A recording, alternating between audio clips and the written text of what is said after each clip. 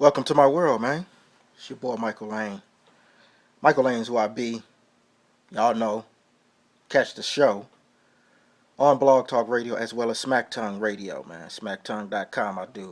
I do Blog Talk once a week, and I do my Smack Tongue show every Tuesday through Saturday. All the information is down there. Anyway, man, hey, I'm going to talk about the Super Bowl a little bit, and I'm going to talk also about Richard Sherman. Uh, Follow up a little bit on the nigger and monkey video that I made in the past. But is there any chance that I can take back my pick?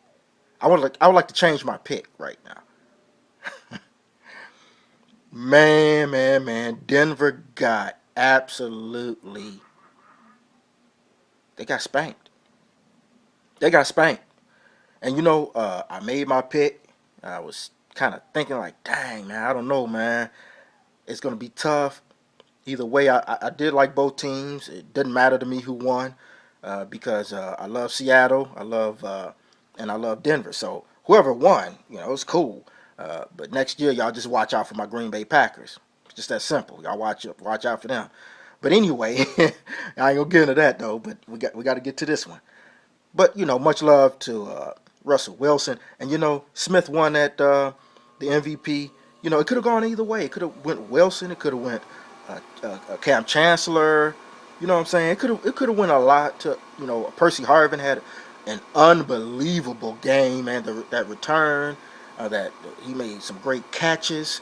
Uh, so it was a great all around uh, effort. That entire defense, man, of Seattle absolutely destroyed Peyton Manning. Now I may say something that may tick a little, some people off. This is uh, the third Super Bowl for Peyton Manning, and it's the third bad game, sort of.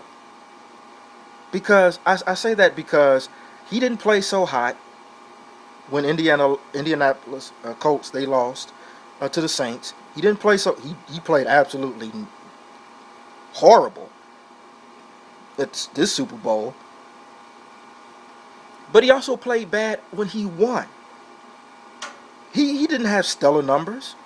I mean, even when he won the MVP, but that could have went another way. He could have went to to another player because he wasn't real.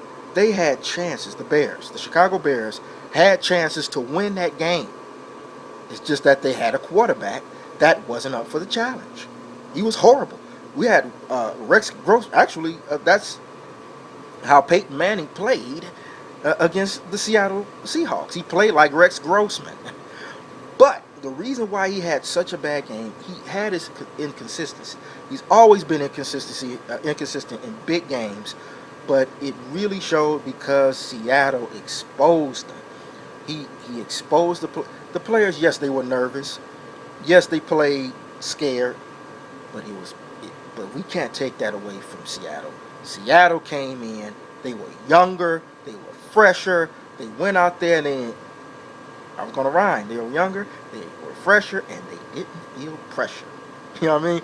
So they just came in and they found a way to pressure Peyton Manning, their front four, pressuring Peyton Manning, allowing the linebackers, just thinking that the linebackers' way of thinking, we are going to cut off a certain path where he can dump off, do quick dumps to Thomas or to Welker. They were sending messages to them. They were saying, look, you ain't going to do those quick dump offs. You're only going to get about 2 yards, 3 yards per pass, if that. And then the main thing was timing, and more timing. If Peyton Manning wasn't doing the skippity do, guess what he was doing? They were timing Peyton Manning's throw because every turnover, every bad throw, it was tipped. This was an amazing effort from the defense. If Smith, the third linebacker, only the third linebacker to win the MVP in Super Bowl history, if he didn't win, maybe the front line, maybe one of the front four. You know what I'm saying? It could have went a lot of ways, but they did their thing, man. from top to bottom.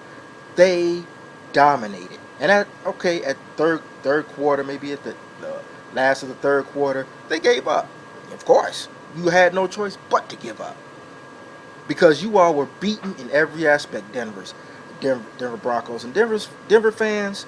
A lot of people say, well, look, Denver Broncos, they're just a sucky team. If they're a sucky team, they wouldn't have made it to the Super Bowl. So be proud of them for making it to the Super Bowl. But whatever you do, and I know there are diehard fans out there, but you Denver Broncos fans, don't be happy of this performance. Don't do it. Do not be happy. Do not make any excuses. I can't make any excuses. I made the wrong pick. Now, a lot of people, well, not a lot of people, I shouldn't say that. But there are a couple people that listen to my show, and they rubbed it in. And they said that I was a Seahawk hater. I don't hate the Seahawks. That's bullcrap. All because I picked one team over the other. I'm just making a prediction. Just guessing. Just like everybody else do. Just guess. It just doesn't mean you hate them. To hate the other team or want the other team to die in a fucking plane crash. You get a hold of yourself. Man, dude. I just said that. I just thought that the Denver Broncos was going to win. It's not a hatred towards Seattle. It's dumb, man. I mean, it's called predictions. Get over it. But anyway, let me skip over real quick to Sherman. Richard Sherman, I was talking about in my earlier post.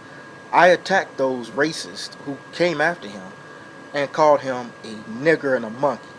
Now, like I said, I must say, I disagreed with Sherman when he said that calling him a thug meant another word for nigger. No, I'm not going to try and make it. No, if those people that called you a nigger and a monkey, they meant to call you a nigger and a monkey. Those that called you a thug, they meant to call you a thug. Thug doesn't mean nigger, but I disagree with them on that. But a good person, good-hearted person, I believe is a good-hearted person, said that you can be a nigger or a monkey, regardless of what race they are. They weren't calling him a nigger or a monkey because of his race, but they were calling him that because he acted that way. And it doesn't matter what color that they are.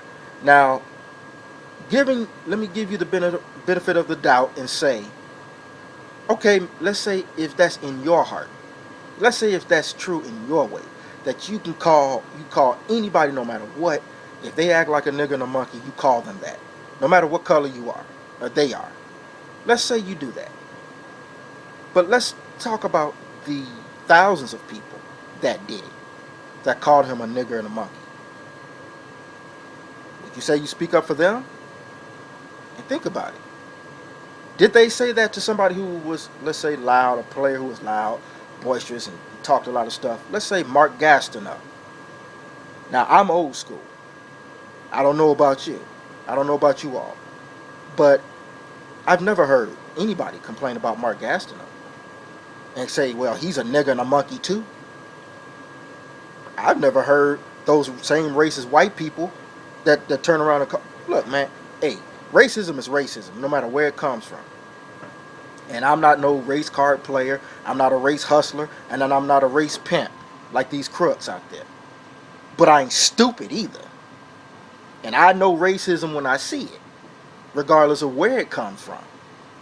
And to call Richard Sherman a nigger and a monkey when you know deep down inside, most, if not all, would not dare call Tom Brady that. Would not dare. I'm just saying, if he acted in that way, if he snapped off. Let's look when he snapped off at his offensive coordinator, and they went off and go. Nobody called him a nigger and a monkey then. No, of course not. Nobody called that white offensive coordinator or defensive coordinator, or I think offensive coordinator. I'm sorry. No one called him a nigger and a monkey. Only Richard Sherman. I wonder why. I'm not stupid. I'm not stupid. Okay, I'm not one of these people who kisses up to white people and kiss their asses. No, I don't do that. I just tell it like I see it, and I tell it like it is. I go against the race pimps And I go against them stupid white people that think they can talk to people any kind of way. I'm about truth. And believe me, tell me, if you're a good-hearted person, fine. But what about others? And show me proof that a nigger and a monkey has been called to a white player. I guarantee you won't. Even one. Even one. You won't. You'd be hard-pressed to find more than one. But show me even one. Just one. Racism is wrong no matter where it is and no matter who it comes from. Period. So yeah, I don't have a problem with people disagreeing with how he acted. I don't have a problem with people even calling him a thug. I ain't got no, that don't bother me for nothing. But when somebody call him a nigger and a monkey, you know they won't call a white player that. With all due respect, that's garbage. I don't fall for that. I fall for truth. Much love to you. Much love to each and every one of y'all, man.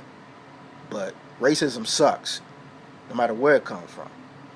If you got the balls to call somebody a nigger and a monkey, get them big balls and tell it to their faces. If not, you're full of shit. Like it or not.